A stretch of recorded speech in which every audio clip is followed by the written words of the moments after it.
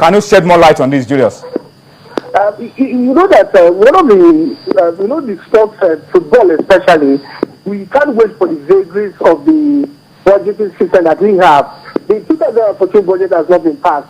So if we waited until the budget is ready and funds are ready, you agree with me that it will be too late. So what the minister is going to do is to be proactive. Get funds, maybe with source of funds somewhere else, so that the team will start all kinds of preparation that they require.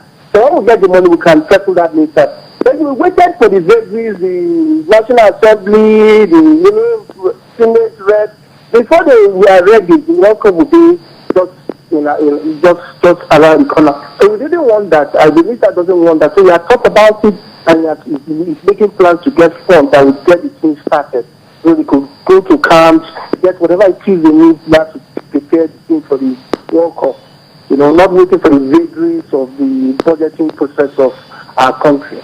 Okay, that's encouraging and that's comforting. Yeah. But Julius, let's look at some other issues very quickly. People have said that we are now tending to become a football minister, and they are saying the volleyball national team are in camp, they're not enjoying the privileges that the football team enjoys. Can you talk about that, Julius? Because we read the press release signed by you in reaction to what is going on with the volleyballers. What's the latest? Okay, I think it would be very unfortunate for anyone to say that we have a football ministry, or to say the minister is a football minister. This is the best time in Nigerian sport. Last December, we just had the National Youth Games. You could recall we had the National Youth Games. We had all sports. Then we also had several, we have participated in several tournaments, several events. And this is the best time for Nigerian sport in terms of funding. The minister has funded even wheelchair, basketball, Deaf Olympics, and he just mentioned his name. And if you don't know about it, so at present, Nigeria is the number one in Africa in senior athletics, number one in junior athletics, number one in youth athletics. We've done so much, but I think the problem has to do with our own bias. A lot of people will not pay attention to anything except football. If you like, go and win cricket in Sri Lanka or whatever, they will not pay attention to it. They will not want to celebrate it except football. But that's not our job. That's not our mandate. We are the Ministry of Sport, and that's what my minister does. All sport in terms of funding, he's done a lot in terms of supporting all other sports apart from football.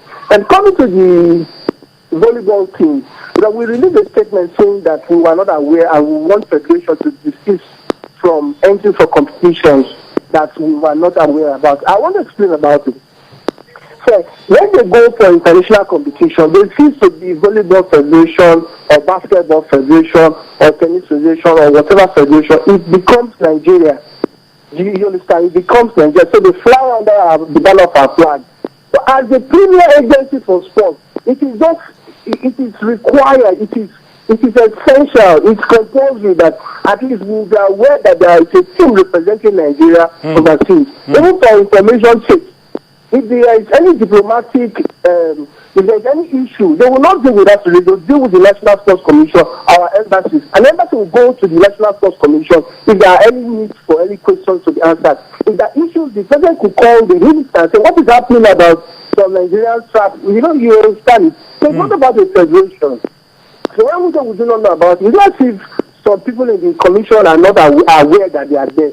But officially, if you are going for a competition, a tournament, it is necessary that you write officially to the National Sports Commission telling them, we are traveling this X number of days, this time. And it's also essential for our planning. There are a number of things that determine whether a federation will get funding for any particular tournament. One of this is that available funds. Secondly, the sports development goal. We have a development policy that may be certain sports we want to focus on at a particular time. Then the rating of this, so many things will come into place. Then even for planning sake, you can't just wake up and say you are going and say the National Sports Commission. We have a budget. It is not counted in the budget. So what do we do? So we refer to all these things to do. So it's very easy for people to say, they are there, they are not footballers, so they are not being taken care of. What about if the National Sports Commission is not aware? What about if it was not captured in the budget?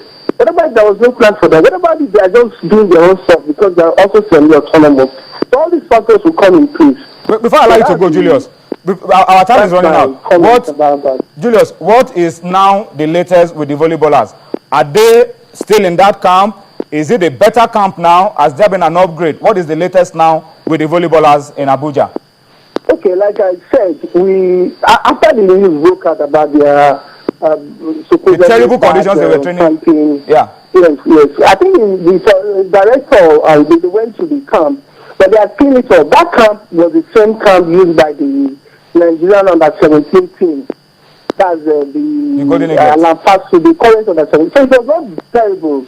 You know, it was not kept as was presented in the media. I guess some of the players were not happy because they are not being paid their land.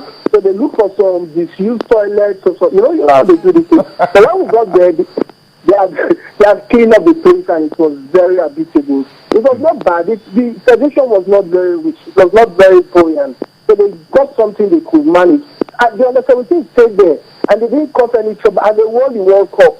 But these players wanted to stay in hotels. They also said the condition was this is the men's. So they are okay. So they clean the place.